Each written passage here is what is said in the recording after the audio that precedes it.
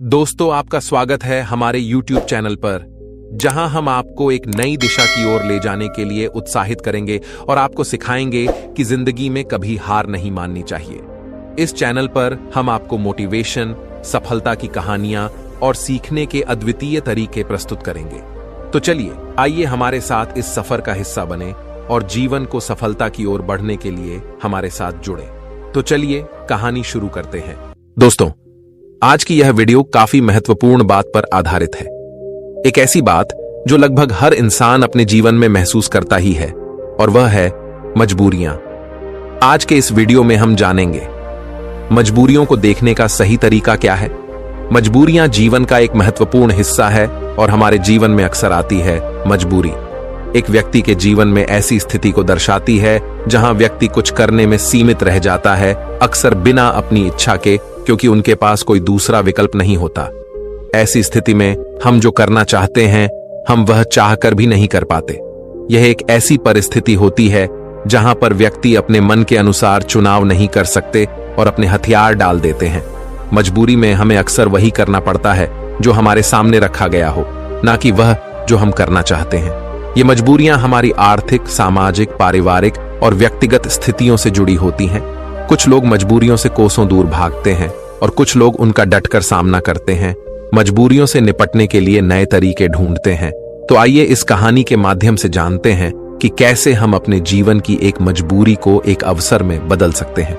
ये कहानी एक व्यक्ति के बारे में है जो बहुत दुखी था। एक समय की बात है, एक छोटे से गांव में एक आदमी रहता था। वह गरीब था और उसके पास केवल एक छोटा सा घर और छोटी सी जमीन थी। उसका जीवन कठिनाइयों से भरा रहता था और उसकी मजबूरी उसे रात दिन परेशान किया करती थी। अपनी पत्नी और एक बेटा होने के बावजूद वह आदमी बेहद अकेला महसूस करता।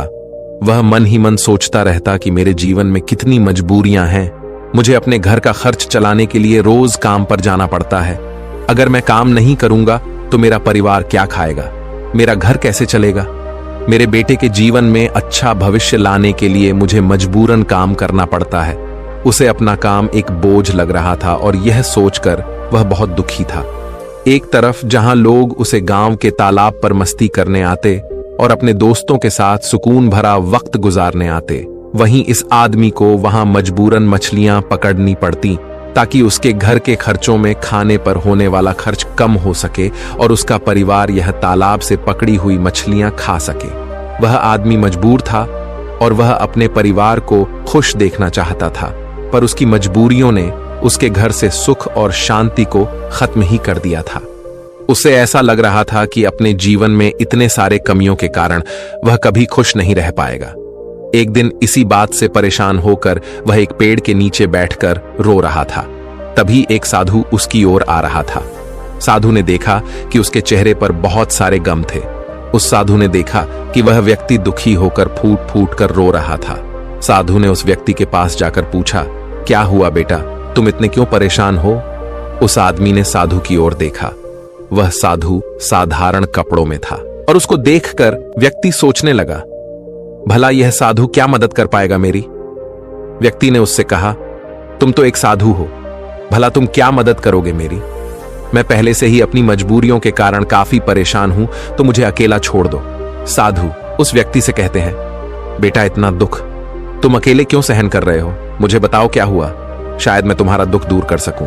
वह व्यक्ति उस साधु से कहता है, तुम मेरा दुख दूर करोगे, तुम मेरी मजबूरियों से मुझे मुक्त कैसे कर सकते हो? तुम्हें तो खुद नहीं पता मजबूरियां क्या होती हैं। तुम्हें कौन सी मजबूरी का सामना करना पड़ा अपने जीवन में, तुम क्या जानो मजबूरी। तुम्हें किस बात की चिंता, तुम तो काम भी नहीं करते, तुम्हें किसी परिवार का ध्यान भी नहीं रखना। मुझे तो दिन रात काम करके अपने परिवार की जिम्मेदारी उठानी पड़ती है। साधु उस आदमी के कड़वे शब्द सुनकर भी शांत रहे। वह समझ गए कि यह आदमी अपने जीवन में अपने कामों और मजबूरियों को बुरा समझता है और इसी कारण यह काम को बोझ समझकर मन से किसी भी काम को नहीं कर पा रहा है। साधु हंसकर कहते हैं, बस इतनी सी बात, मैं तुम्हारी मजबूरियों को एक ताकत बना सकता हूं। तुम्हें कभी भी काम करने में बोझ महसूस नहीं होगा। तुम्हें अपने परिवार के लिए काम करना कभी बोझ नहीं मानोगे। मैं तुम्हें एक ऐसा रास्ता बताऊंगा जिससे तुम हर काम खुशी खुशी करोगे, लेकिन तुम्हें पहले मेरा काम करना होगा। क्या तुम तैयार हो? वह आदमी साधु की बातों को लेकर सोच में डूब गया। साधु ने कहा कि एक ऐसा रास्ता है जिससे वह हर काम खुशी खुशी कर सकता है और उसके बदले में केवल एक काम करना होगा। पर क्या यह सच है? ऐसा कुछ इस साधु को पता भी होगा या यह साधु बस मुझे पागल बना रहा है? आदमी ने कुछ देर सोचकर उस साधु को मना किया, ये कहते हुए कि मुझे नहीं लगता कि तुम ऐसा कुछ बता सकते हो। आदमी मना करके वापस घर लौट आया। कुछ दिनों तक तो उसके दिमाग में वह साधु की बातें घूमती रही, लेकिन धीरे धीरे वह उस साधु और उसकी बातों को भूलता गया। उसके दिमाग से साधु भी धीरे धीरे निकलता गया। वह फिर से अपने रोज के दिनचर्या में वापस चला गया। फिर कुछ महीनों बाद उसे एक दिन अपना मित्र मिला। वह मित्र से कहता है, हमारे गांव में एक बड़े ज्ञानी साधु प्रवचन देने आ रहे हैं। वह जो भी कहते हैं वह करके दिखाते हैं। वह बहुत बुद्धिमान है। उसका मित्र उस आदमी से कहता है, तुम भी चलो मेरे साथ, तुम्हें वहां आनंद आएगा। कभी तो अपने लिए कुछ समय निकाल लिया करो, तुम कितनी मेहनत करते हो। वह आदमी सोचता है, मैं तो वैसे ही अपने रोज के काम में मग्न रहता हूं। मेरा मित्र सही तो कह रहा है, कभी अपने लिए भी समय निकालना चाहिए। वह अपने मित्र के साथ उस साधु के उपदेश को सुनने और वहां जाने के लिए राजी हो जाता है। अगले दिन यह व्यक्ति अपने मित्र के साथ उस आश्रम में जाता है। वहां उसे वही साधु दिखता है जो उसे उस दिन काम को खुशी खुशी करने का मार्ग बताने का वादा कर रहा था। मित्र से बात करते समय उसने पूछा कि क्या यही वह साधु हैं जिनके उपदेश हम आज यहां सुनने आए हैं? उसके मित्र ने पुष्टि की कि हाँ, ये साधु वाकई महान है और उनके पास ज्ञान की अमूल्य धारा है। और तो और उसके पास तो स्वयं राजा भी ज्ञान लेने आते हैं। वह आदमी अपने मित्र से कहता है कि मैं इस साधु से मिल चुका हूं। फिर वह आदमी अपने मित्र को सारी बात बताता है। उसका मित्र पूरी बात सुनकर कहता है, अगर यह साधु ने तुम्हें वचन दिया है तो अवश्य ही वह उसे पूरा करेंगे। तुम्हें उनसे फिर से मिलना चाहिए। आदमी फिर मन ही मन यह सोचता है कि क्या मेरा अब उनसे मिलना ठीक रहेगा? मैं उन साधु के पास जाऊं कि नहीं? वह मेरे बारे में क्या सोचेंगे? परंतु अब उसके मन में यह विश्वास था कि वह साधु उस दिन उसे पागल नहीं बना रहे थे। और अगर थोड़ी सी भी उम्मीद है कि मैं एक ऐसा रास्ता जान जाऊंगा जिससे मुझे कोई भी मजबूरी, कोई भी पीड़ा छोटी लगने लगेगी और मैं उस काम को खुशी खुशी करूंगा, तो यह मुझे जानना ही है। फिर भले ही मुझे उन साधु के सामने शर्मिंदा ही क्यों ना होना पड़े, चाहे कुछ भी हो, मैं इस मौके को अपने हाथ से जाने नहीं दूंगा। यही सोचकर वह आदमी उन साधु से मिलने का निश्चय करता है। उपदेश समाप्त होते होते शाम हो चुकी थी। जैसे ही वह उपदेश समाप्त हुए, सब लोग आश्रम से बाहर जाने लगे। वह आदमी उस साधु के पास जाता है। वह आदमी कहता है, गुरु, क्या आपको याद है? मैं आपको मिल चुका हूं, मुझे माफ करना। मैंने आपको उस दिन काफी भला बुरा कहा और मैं उस वजह से बहुत शर्मिंदा भी हूं। मुझे अब बहुत पछतावा हो रहा है, परंतु क्या आप मुझे वह मार्ग बता सकते हो जिससे मैं खुशी खुशी काम करूं? मैं आपका कोई भी काम करने के लिए तैयार हूं। साधु हंसते हुए कहते हैं, हाँ, मुझे याद है, तुम वही आदमी हो जो उस दिन दुखी हालात में मुझे मिला था। ठीक है, मैं अपना वादा पूरा कर दूंगा। लेकिन अब शाम हो चुकी है और मैं पूरे दिन उपदेश देकर थक गया हूं, तो मुझे कल सुबह इसी आश्रम के बाहर मिलना। वह आदमी बहुत खुश होता है और कहता है, जी गुरुदेव, मैं कल सुबह आपसे मिलने आ जाऊंगा। सुबह होते ही वह आदमी उस आश्रम के बाहर उस साधु से मिलने जाता है। जब वह आदमी वहां पहुंचता है तो गुरु दरवाजे पर रुके होते हैं। वह व्यक्ति उन साधु के पास जाता है और कहता है, गुरुदेव, मैं तैयार हूं। साधु उस व्यक्ति से कहते हैं, बेटा, मुझे अपना वादा याद है जो मैंने तुमसे किया था, परंतु तुम्हें समझने के लिए मुझे तुमसे काम करवाना पड़ेगा। वह आदमी उस साधु से कहता है, जी गुरुदेव, मैं कुछ भी करने के लिए तैयार हूं। आपका काम क्या है जो मैं कर सकता हूं, मुझे बताइए। वह साधु उसे पास के तालाब के पास ले जाते हैं। वहां एक बड़ा सा पत्थर था जो पानी के बहाव को रोक कर बैठा था। साधु उस व्यक्ति से कहते हैं, बेटा, क्या तुम्हें यह पत्थर दिख रहा है जो पानी के बहाव को रोक कर बैठा हुआ है? फिर साधु कहते हैं, तुम्हें इस पत्थर को यहां से हटाना है। जैसे ही तुम इस पत्थर को हटाएंगे, तुम्हें तुम्हारे प्रश्नों के उत्तर मिल जाएंगे। व्यक्ति कहता है, लेकिन गुरुदेव, ये कैसे मुमकिन है? ये तो इतना बड़ा पत्थर है, मैं इसे कैसे हटाऊंगा? और फिर इस पत्थर को हटाने से मेरे जीवन की मजबूरियां कैसे हट जाएंगी? मुझे कुछ समझ नहीं आ रहा। साधु कहते हैं, तुमने कहा था कि तुम मेरा कोई भी काम कर दोगे, तुम्हें इस पत्थर को हटाना ही पड़ेगा, अन्यथा मैं तुम्हें तुम्हारे प्रश्नों का उत्तर कभी नहीं बताऊंगा। अब मैं अपनी आश्रम जा रहा हूं, जब तुम ये काम कर दोगे उसके बाद तुम मुझसे मिलने आना। इतना कहकर साधु अपने आश्रम की ओर बढ़ गए। उस आदमी ने सोचा, मुझे ये समझ नहीं आ रहा है कि गुरुदेव मुझे इस पत्थर को हटाने का काम क्यों दे रहे हैं, लेकिन जो कुछ भी हो, मेरे समस्याओं का हल तो मुझे चाहिए। मैं अपने जीवन से बहुत दुखी हूं और अगर मुझे इस पत्थर को हटाने से मुझे गुरुदेव उत्तर बता देंगे तो ठीक है गुरुदेव, अगर मुझे यह करने को कह रहे हैं तो इसमें जरूर कोई बात होगी। इतना सोचकर उस आदमी ने उस पत्थर को अपने हाथों से हटाने का प्रयास शुरू किया, लेकिन वह पत्थर इतना विशाल और भारी था कि वह थोड़ा भी नहीं हिला। कुछ देर बाद थक हार कर उसने अपने पीठ के बल पर लेकर फिर से प्रयास किया। उसने पत्थर को हटाने की कोशिश की। उसने देखा कि वह पत्थर थोड़ा सा अपनी जगह से हिल गया, पर जैसे ही वह थोड़ा सा सीधा हुआ, वह पत्थर फिर से अपनी जगह पर वापस आ गया। उस आदमी का आत्मविश्वास टूट गया। वह मन ही मन सोचता है कि यह कैसा काम दिया है मुझे इस साधु ने। यह पत्थर तो हिलने का नाम भी नहीं ले रहा। बाहर बहुत धूप थी और वह आदमी पसीने में भीग जाता है। वह आदमी बीच में ही रुक जाता है, पर फिर उसे उन साधु की शर्त याद आती है, जिसके मुताबिक अगर वह उनका काम नहीं करेगा तो उसे वह नहीं मिलेगा जो वह चाहता है। यह काम करना भी एक प्रकार की मजबूरी ही थी। काफी समय बीत जाने के बाद उस आदमी ने पास में ही एक पेड़ देखा और उसे उस पेड़ को देखते ही एक तरकीब सूझी। उसने सोचा, क्यों ना मैं एक लकड़ी के टुकड़े को पत्थर के नीचे फंसाकर उस लकड़ी पर अपना वजन रखूं। इससे मुझे कम जोर लगाना होगा और लकड़ी बड़ी और मजबूत होने के कारण उसका परिणाम ज्यादा होगा। वह आदमी तुरंत ही एक बड़ी और विशाल लकड़ी तोड़ने में लग जाता है। जैसे तैसे उस आदमी ने एक बड़ी लकड़ी उस पेड़ से निकाली, उसके सारे छोटे टहनियां और पत्ते को तोड़कर एक सीधी लकड़ी तैयार की जो वह इस्तेमाल कर सके। फिर उसने उस पत्थर के अगल बगल एक खड्डा खोदा जहां वह उस लकड़ी को डाल सके। उस आदमी ने लकड़ी का एक छोर उस पत्थर के नीचे फंसाया और फिर वह आदमी अपने हाथों में 2 बड़े पत्थर लेकर उस लकड़ी के दूसरे छोर पर बैठ गया और देखते ही देखते वह पत्थर अपनी जगह से हट गया और पानी का बहाव फिर से चालू हो गया। वह आदमी बहुत खुश हुआ, उसे आत्मविश्वास महसूस हुआ।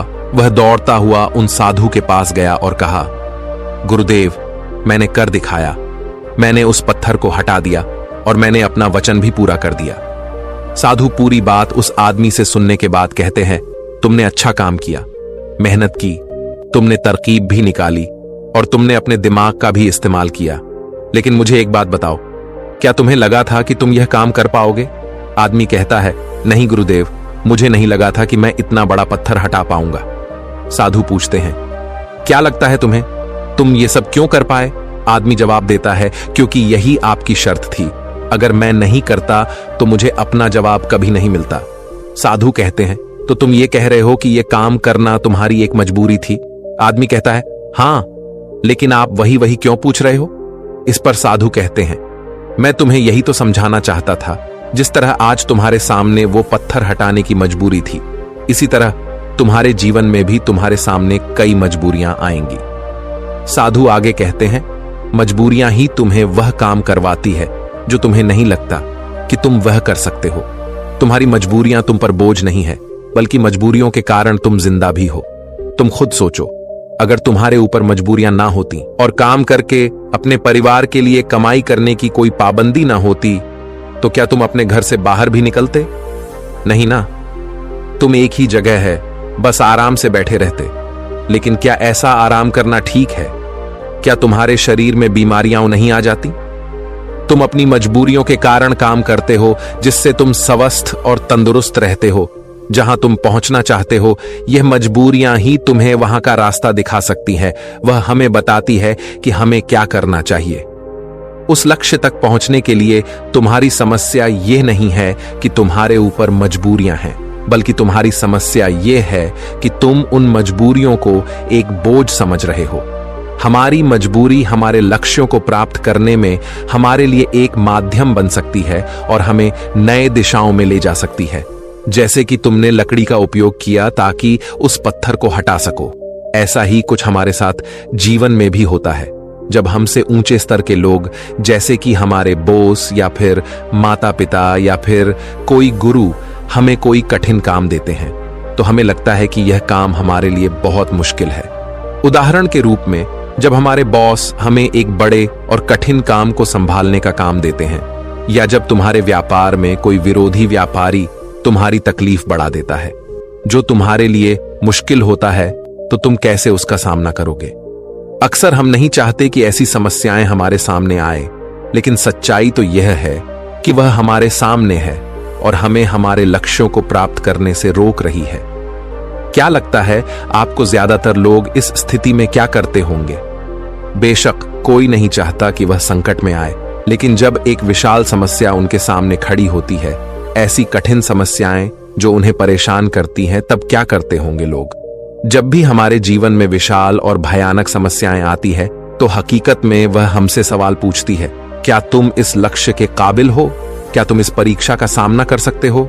आप क्या करोगे? क्या होगा आपका उत्तर इस प्रश्न पर क्या होता है जब आपके सामने एक समस्या खड़ी हो जाती है जिसका समाधान आपके लिए मुश्किल होता है? क्या आप भाग जाएंगे? क्या आप अपने लक्ष्य को किस्मत के हाथों छोड़ देंगे? अगर हम इतिहास की ओर देखें तो हजारों लोगों ने इन सारे प्रश्नों का उत्तर ना में दिया। उन्होंने अपने हथियार डाल दिए, अपने लक्ष्य को छोड़ दिया, सिर्फ इसलिए क्योंकि उनके सामने एक बड़ी समस्या आ गई थी।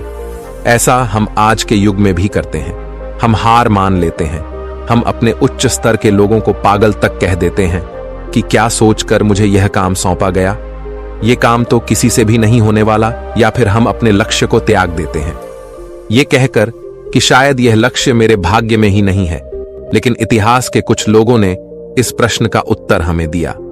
वे डटकर खड़े हुए और समस्या के आंखों में देखकर उसका समाधान निकाला। वह कुछ बढ़ाकर पाए उसी समस्या के कारण, और सच कहूं तो वह महान व्यक्ति आज उस मुकाम पर कभी नहीं पहुंच पाते। अगर उनके सामने समस्या नहीं आई होती तो उनकी समस्याओं ने उन्हें बड़ा बनाया, उन्हें मजबूर किया नए रास्ते ढूंढने में, कोई ऐसा रास्ता जो आज तक किसी ने नहीं सोचा था। बड़े और महान लोग भी अक्सर अपनी समस्याओं से जूझते हैं और उन्हें पार करने के लिए नए रास्ते ढूंढते हैं। समस्याएं हमें मुश्किल में डालती हैं और हमें मजबूर करती है नए रास्तों की तलाश करने में। यही तरीका है जिससे हम अपने लक्ष्यों को हासिल कर सकते हैं और अपने जीवन को सफल बना सकते हैं। और यही सही तरीका है हमारी मजबूरियों को देखने का। जब तुम्हारी नजर अपने लक्ष्य पर होगी तो तुम्हें अपनी समस्याएं छोटी लगने लगेगी। इसीलिए मजबूरियां अच्छी होती हैं। तो अगली बार जब तुम किसी मजबूरी में खुद को पांव तो खुश हो जाना, क्योंकि यह एक मौका है तुम्हें अपने आप को साबित करने का और उसी दौरान वह बनने का जो तुम पहले कभी नहीं थे। दोस्तों, आपने आज के इस वीडियो से क्या सीखा, मुझे आप कमेंट में बता सकते हैं। इसी के साथ मैं उम्मीद है कि आपको आज की वीडियो पसंद आई होगी।